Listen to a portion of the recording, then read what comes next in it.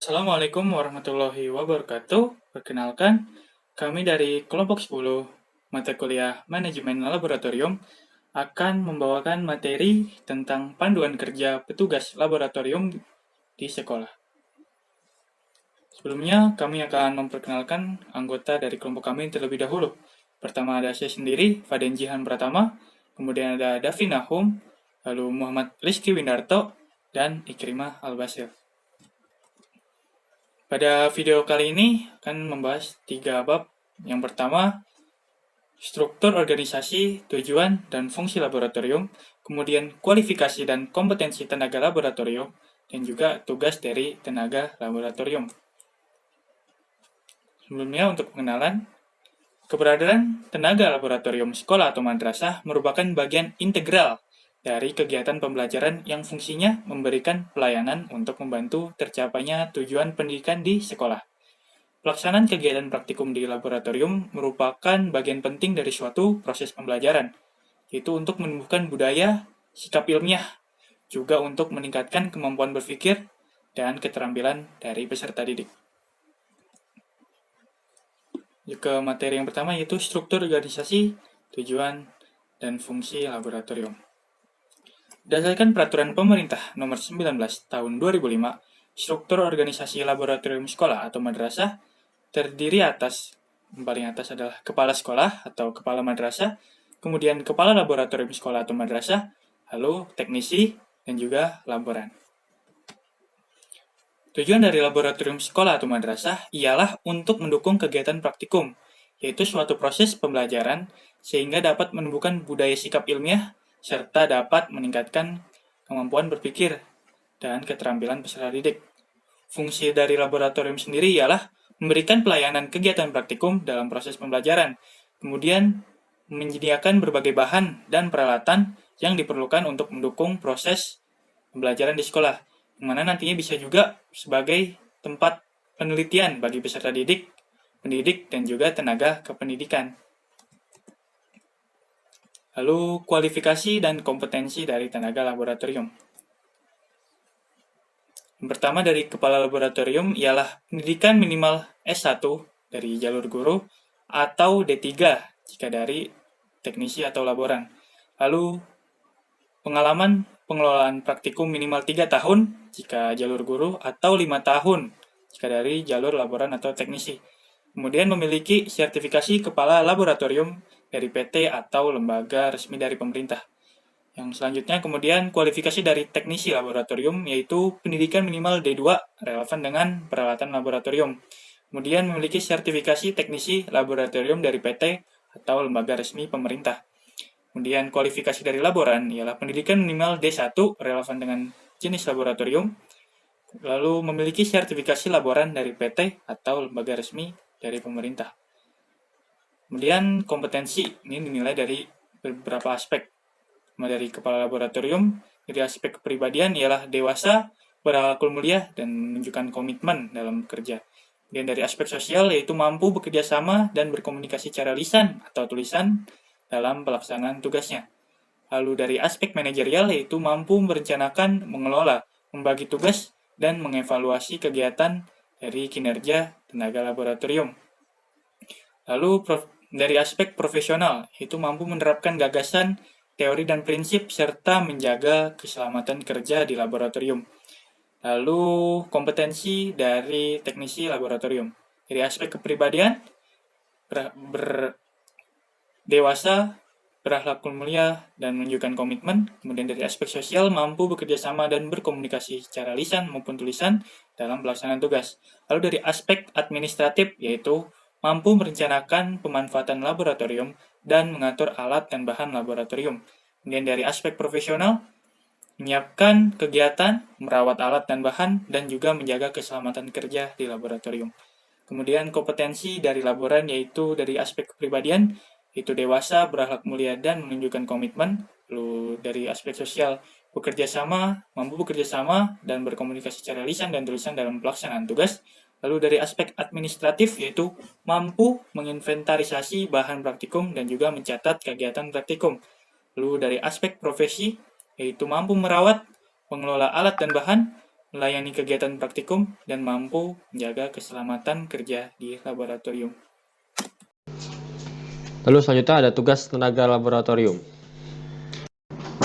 Yang pertama ada tugas kepala laboratorium, di mana tugas pertamanya adalah merencanakan kegiatan dan pengembangan laboratorium. Yang termasuk dalam merencanakan kegiatan dan pengembangan laboratorium antara lain adalah menyusun rencana pengembangan laboratorium, di mana dalam tahap ini kepala laboratorium, laboran, dan teknisi akan menyusun rencana kebutuhan bahan, peralatan, dan suku cadang laboratorium, dan juga menyusun rencana kebutuhan fasilitas pendukung laboratorium, layaknya infrastruktur, personel, dan anggaran.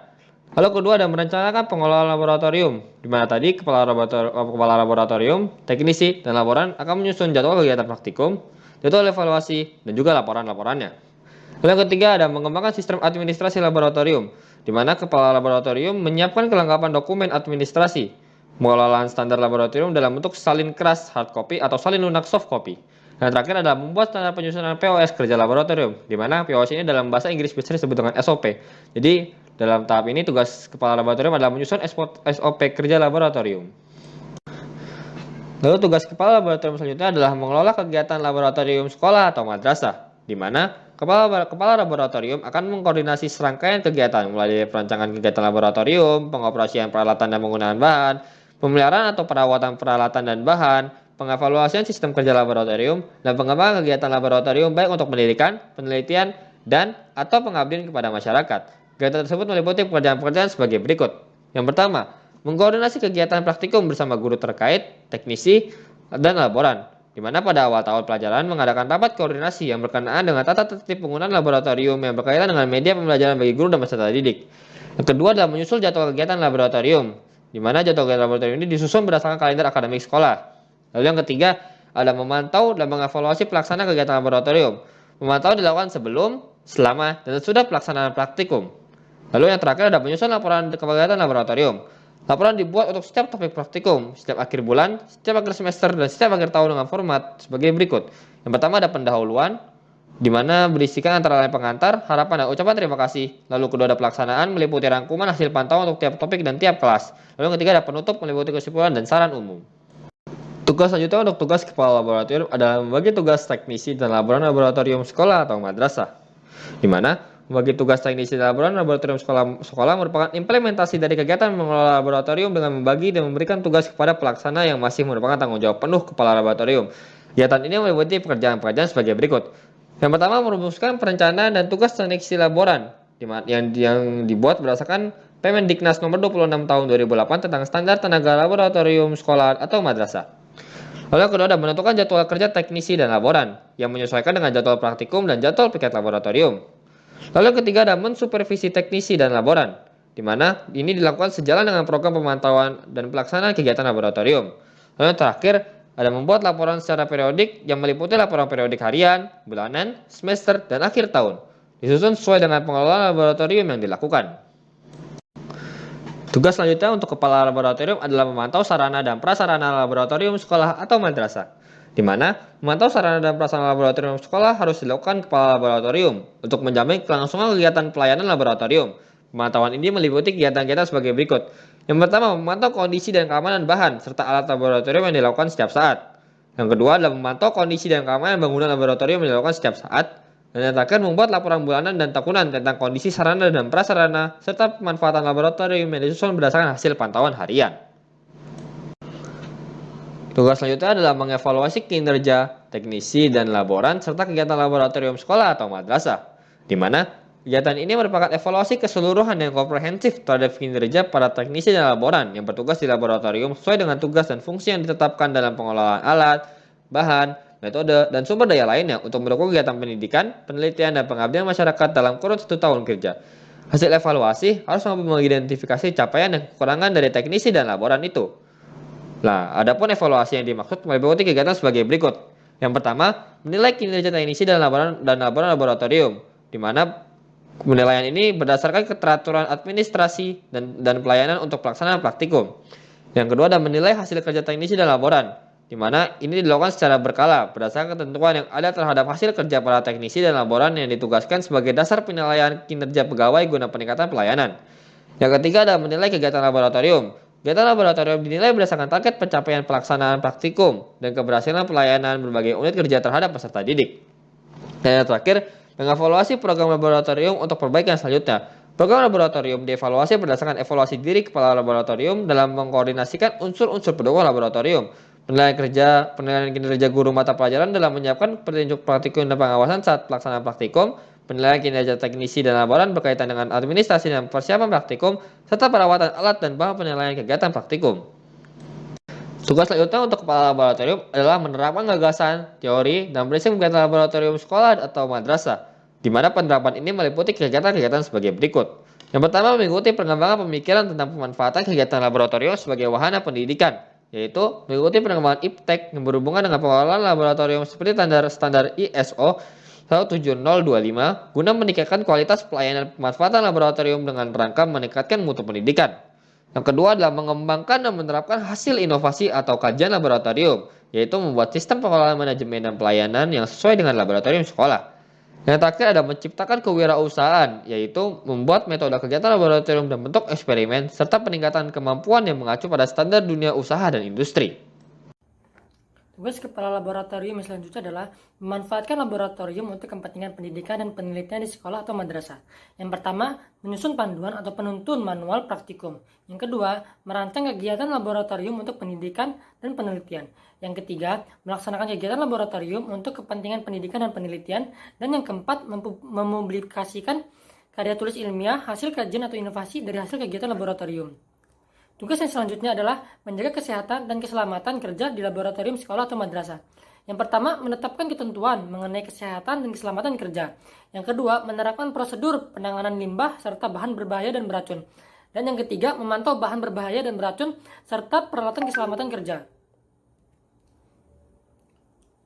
Tugas yang selanjutnya adalah merencanakan pemanfaatan laboratorium sekolah atau madrasah. Yang pertama, merencanakan kebutuhan bahan, peralatan, dan suku cadang laboratorium. Yang kedua, memanfaatkan katalog sebagai acuan dalam merencanakan bahan, peralatan, dan suku cadang laboratorium.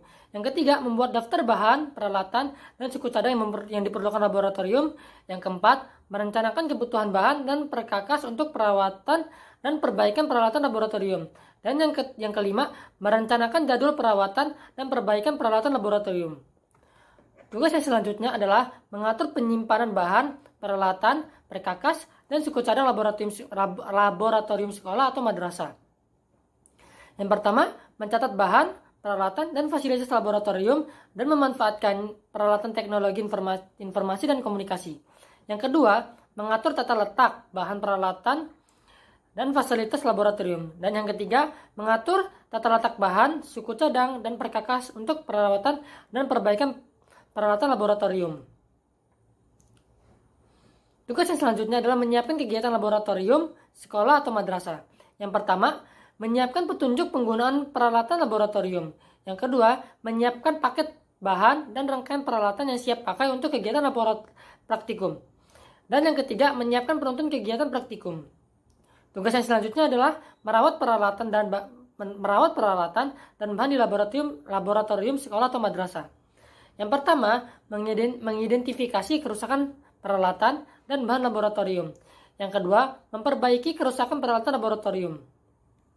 Tugas yang selanjutnya adalah menjaga kesehatan dan keselamatan kerja di laboratorium, sekolah atau madrasah. Yang pertama, menjaga kesehatan diri dan lingkungan kerja. Yang kedua, menggunakan peralatan kesehatan dan keselamatan kerja di laboratorium. Yang ketiga, menangani bahan-bahan berbahaya dan beracun atau B3 sesuai dengan prosedur yang berlaku. Yang keempat, menangani limbah laboratorium sesuai dengan prosedur yang berlaku. Dan yang kelima, memberikan pertolongan pertama pada kecelakaan. Tugas yang selanjutnya adalah menginventarisasi bahan praktikum. Yang pertama, mencatat bahan laboratorium. Yang kedua, mencatat penggunaan bahan laboratorium. Dan yang ketiga, melaporkan penggunaan bahan laboratorium. Ya, tugas yang selanjutnya itu ada mencatat kegiatan praktikum. Dalam tugas ini, laboran melakukan kegiatan-kegiatannya sebagai berikut. Yang pertama, mencatat kehadiran guru dan peserta didik. Ya, dalam setiap kegiatan di laboratorium, laboran harus membuat daftar hadir sebagai bukti pencatatan kehadiran guru dan peserta didik di laboratorium. Pencatatan kehadiran dapat dibuat dalam bentuk buku daftar hadir, rekapitulasi data hadir dilaporkan kepada kepala laboratorium. Lalu yang kedua, mencatat penggunaan alat. Laboran melakukan pencatatan dan mendokumentasikan penggunaan peralatan yang ada di laboratorium secara berkala pada setiap awal dan akhir kegiatan praktikum. Pencatatan dilakukan secara manual atau dengan buku penggunaan alat dan menggunakan komputer. Lalu yang ketiga, mencatat penggunaan penuntun praktikum. Laboran melakukan pencatatan dan mendokumentasikan penggunaan penuntun praktikum yang disediakan laboratorium secara berkala pada setiap awal dan akhir kegiatan praktikum. Lalu yang keempat, mencatat kerusakan alat. Jika dari hasil pemeriksaan peralatan ditemukan adanya alat yang rusak, laboran melakukan pencatatan dan melaporkan kepada kepala laboratorium agar peralatan tersebut dapat segera diperbaiki. Lalu yang terakhir, melaporkan keseluruhan kegiatan praktikum secara periodik. Laboran melaporkan hasil kegiatan pengelolaan dan kegiatan di laboratorium kepada kepala laboratorium secara periodik dan tertulis. Lalu tugas yang ketiga itu ada merawat ruang laboratorium sekolah atau madrasah. Dalam merawat ruang laboratorium sekolah atau madrasah, laboran melakukan kegiatan-kegiatan sebagai berikut. Yang pertama, menata ruang laboratorium. Kegiatan ini dilakukan secara periodik terhadap seluruh ruangan yang ada di laboratorium tempat laboran bekerja pada sebelum dan sesudah pemakaian agar kenyamanan, kerapihan, kesehatan, dan keselamatan tetap terjaga. Kegiatan ini merupakan bagian dari kegiatan pemeliharaan laboratorium. Contoh kegiatan ini adalah membuat tata letak atau layout ruangan, tata letak peralatan, dan fasilitas pendukung laboratorium. Lalu yang kedua, menjaga kebersihan ruangan laboratorium. Substansi kegiatan ini sama seperti kegiatan membersihkan alat dan bahan. Hal yang membedakan adalah objek yang dibersihkannya, yaitu seluruh ruangan yang ada di laboratorium tempat laboran bekerja. Lalu tugas yang ketiga, mengamankan ruang laboratorium. Laboran setiap hari menjaga keamanan ruang laboratorium, baik pada sebelum dan sesudah laboratorium digunakan. Sebelum meninggalkan ruangan laboratorium, laboran harus memastikan ruangan laboratorium sudah dalam kondisi aman. Lalu tugas yang keempat, itu ada mengelola bahan dan peralatan laboratorium sekolah atau madrasah. Dalam mengelola bahan dan peralatan laboratorium sekolah atau madrasah, laboran melakukan kegiatannya sebagai berikut. Yang pertama, mengklasifikasikan bahan dan peralatan praktikum. Sebelum melakukan kegiatan praktikum di laboratorium, laboran harus mengklasifikasikan bahan dan alat sesuai dengan kebutuhan dan penggunaannya. Laboran dapat mengklasifikasikan alat dan bahan sesuai dengan kategori alat dan bahan, atau sesuai dengan judul percobaan. Lalu yang kedua, menata bahan dan peralatan praktikum. Kegiatan ini dilakukan oleh laboran secara berkala terhadap seluruh alat dan bahan yang ada di laboratorium pada sebelum dan sesudah pemakaian agar kualitasnya tetap terjaga. Kegiatan ini juga merupakan bagian dari kegiatan pemeliharaan alat dan bahan dan berlaku juga bagi bahan yang tidak digunakan. Yang keempat itu menjaga kebersihan alat laboratorium. Setiap hari kerja laboran adalah menjaga kebersihan peralatan laboratorium pada sebelum dan sesudah pemakaian agar kenyamanan, kerapihan, kesehatan, dan keselamatan tetap terjaga. Lalu yang terakhir, mengamankan bahan dan peralatan praktikum.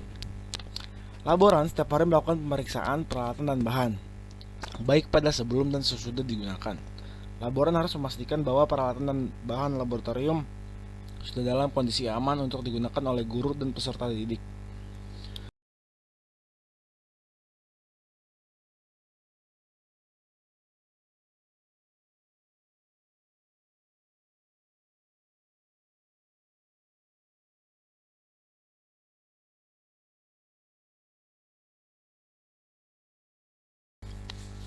Tugas yang selanjutnya itu adalah melayani kegiatan praktikum. Dalam melayani kegiatan praktikum, laboran melakukan kegiatan-kegiatannya sebagai berikut. Kegiatan yang pertama itu adalah menyiapkan bahan sesuai dengan penuntunan praktikum. Pada kegiatan praktikum, laboran menyiapkan bahan yang biasanya merupakan kegiatan rutin yang berulang dengan siklus harian atau mingguan dan tergantung pada jumlah materi praktikum yang tertuang pada buku penuntun dan jumlah mata percobaan pada praktikum di suatu laboratorium. Setiap bahan biasanya memiliki karakteristik dan dosis yang berbeda dan perlu diracik sebelum digunakan.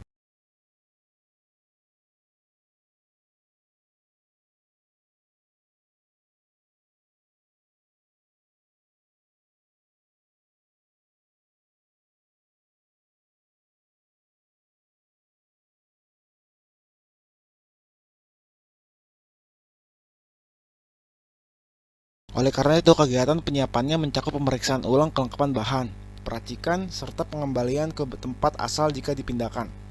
Hasil dari kegiatan ini adalah tersedianya seluruh jenis dan jumlah bahan, termasuk aksesorinya, di meja praktik peserta didik sesuai dengan daftar cek yang tersedia. Lalu kegiatan yang kedua itu adalah menyiapkan peralatan sesuai dengan penuntun praktikum. Pada setiap kegiatan praktikum, laboran menyiapkan peralatan yang biasanya merupakan kegiatan rutin dan berulang dengan siklus harian atau mingguan, yang tergantung pada jumlah materi praktikum dan jumlah mata percobaan yang praktikum pada praktikum di suatu laboratorium. Lalu kegiatan yang ketiga, melayani guru dan peserta didik dalam pelaksanaan praktikum. Laboran harus dapat memberikan pelayanan prima kepada guru dan peserta didik sebagai pengguna fasilitas laboratorium. Pelayanan itu berupa ketersediaannya alat, bahan, dan fasilitas laboratorium. Lalu kegiatan yang keempat, menyiapkan kelengkapan pendukung praktikum. Pada setiap kegiatan praktikum, laboran juga harus menyiapkan kelengkapan pendukung kegiatan praktikum, antara lain lembar kerja, lembar rekam data, dan kelengkapan lainnya. Tugas yang selanjutnya itu adalah menjaga kesehatan dan keselamatan kerja di laboratorium sekolah atau madrasah. Kegiatan yang pertama itu adalah menjaga kesehatan diri dan lingkungan kerja. Laboran menyusun pos kesehatan dan keselamatan kerja atau K3 dalam bentuk instruksi kerja, urutan tindakan yang benar, dan harus diikuti oleh setiap orang agar bekerja secara sehat dan selamat di laboratorium. Yang kedua, menggunakan peralatan kesehatan dan keselamatan kerja di laboratorium dengan berpedoman pada pos K3 yang telah disusun pada sebelum dan saat melakukan kegiatan praktikum. Lalu yang ketiga, menangani bahan-bahan berbahaya dan beracun atau B3 sesuai dengan prosedur yang berlaku. Kegiatan ini dilaksanakan oleh teknisi berupa serangkaian kegiatan untuk mengumpulkan, memilah, dan menyimpan secara benar bahan B3 yang dikelola agar terjaga dengan baik dan dapat digunakan kembali untuk kegiatan berikutnya. Lalu yang keempat, menangani limbah laboratorium sesuai dengan prosedur yang berlaku. Kegiatan ini dilaksanakan oleh teknisi berupa serangkaian kegiatan untuk menangani limbah berupa mengumpulkan, memilah, dan menyimpan secara benar sehingga bahan tersebut tidak membahayakan. Dan yang terakhir, memberikan pertolongan pertama pada kecelakaan. Jika terjadi kecelakaan di ruang laboratorium, teknisi harus segera memberikan pertolongan pertama dengan fasilitas P3K yang ada di laboratorium. Jika pertolongan yang diberikan tidak mencukupi, teknisi melaporkan kepada kepala laboratorium agar korban kecelakaan dapat segera dibawa ke rumah sakit. Sekian presentasi dari kelompok kami, kurang lebihnya mohon maaf. Wassalamualaikum warahmatullahi wabarakatuh.